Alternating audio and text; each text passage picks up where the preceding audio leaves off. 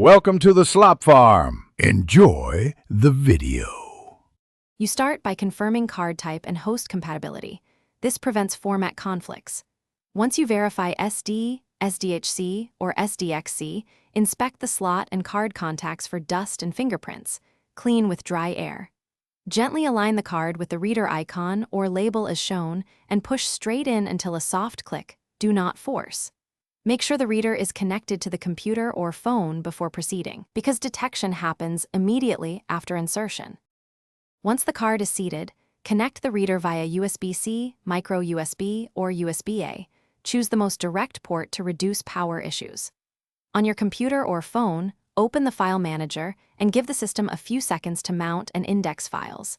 This may take up to 10 seconds for large cards.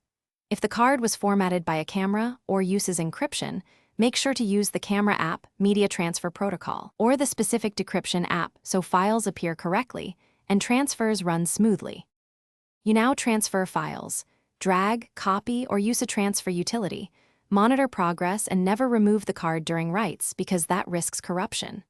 When done, use your operating system's eject or unmount command to flush caches and complete pending writes, then remove the card.